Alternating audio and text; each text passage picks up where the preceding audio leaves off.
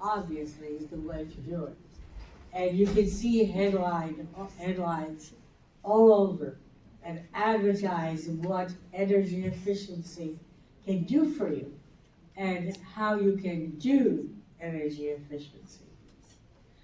And we have already come a very long way in this area. I think it was Yilu or John who mentioned lighting. And that's an example how far we can really come when we focus on energy efficiency and focus on meeting customers' needs. So at the beginning we had the sun, and that was very efficient, but it didn't do enough for what we needed in lighting. We got candles, we got incandescent lights, and so on. We moved on with lighting. We took a step in improving the lighting systems. We increased efficiency. We improved the performance of the light by like a factor of 10. So not a small step, a factor of 10. And so it took less and less energy to provide the same amount of light. So we reduced the need for resources, we reduced our impact on the environment. Well, what we need to remember, is that in the process of improving the efficiency, of making it much easier to provide the light to the customers, we changed the society. The society got completely transformed. I don't think I'll ever forget a trip to India with the then Secretary of Energy, where one small PV system and one light bulb got installed in a village. And suddenly the kids were able to study at night. One light bulb.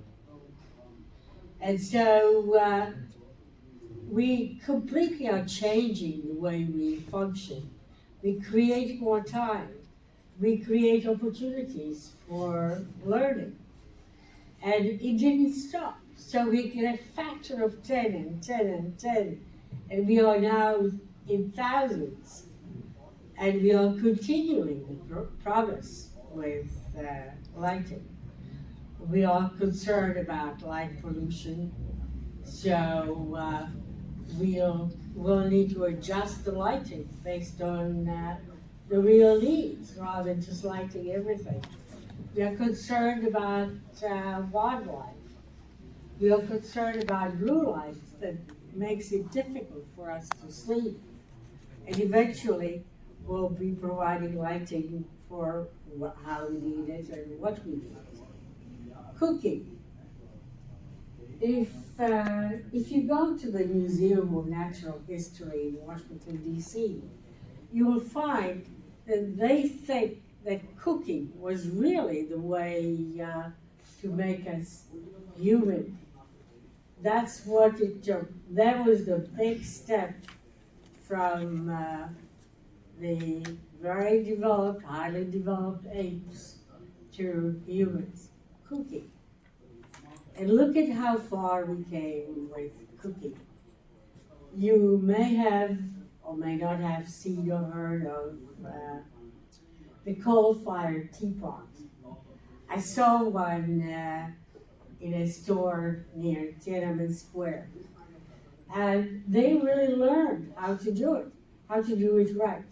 Make the coal-fired teapot as efficient as you can possibly heat water on a brick, on a hot brick or briquette piece of coal.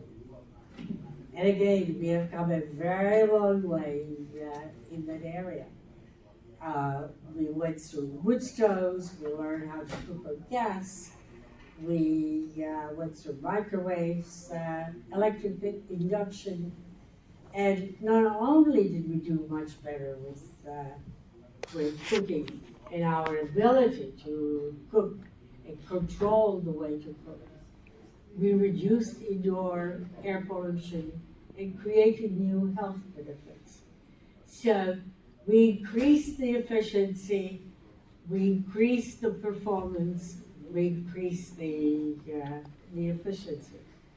Take a look at what we did with refrigeration. Another place where we made a huge difference to a society by investing in the energy efficiency, by using electricity to build high efficiency compressors, to improve insulation. I'm sure you may have realized that when you bought a refrigerator, one of the refrigerators during the past 5 years, suddenly there is much more space in that refrigerator. Why? Because of insulation. Because we invested in energy efficiency. We can control the temperature much better. We can control the defrost. And so energy efficiency, again, brought us improvements in the way we live. Where I try to decide whether you should have a gas furnace or a heat pump. Yeah, you could look at the energy use from cradle to grave, from the hole in the ground to the heating or cooling that you're providing in the building or in your house. And you very quickly can determine that the heat pump will improve the life cycle efficiency, the efficiency from the hole in the ground to the cooling that's delivered to your house. It will reduce greenhouse gas emissions. It will also reduce methane emissions. But we didn't stop there. What we did is went from a simple on-off system for air conditioning to using variable speed drives. So we have dramatic changes in our ability to control the fluid flows and control the airflow. And all that from going from mechanical systems to variable speed drives. And it didn't stop there. We can control comfort much better than we were able to do before. And I'm sure Joanna would agree with me that these changes happened and are absolutely amazing. We can control humidity, not just the air temperature. We have much better thermostats where we can control the deadband, the flow between different temperature settings, and reduce costs. And I think my dear friend Rome, who I'm eternally grateful for giving me an opportunity to participate in your panel, is probably going to tell me I better get off. Thank you. And, so let me just wrap up very quickly. Yeah, go to transportation. And you all know what has happened in transportation as we moved from internal combustion engines to electric vehicles. Yes, we increased efficiency by a large factor. And I've been trying to convince people about it for some time. And I think the problem is that very few of us understand how electric motors really work, how different they are from internal combustion engines. And so I'm showing you the typical torque curves, the performance of an electric motor compared to an engine. And if you like to drive, you really understand what torque does for you.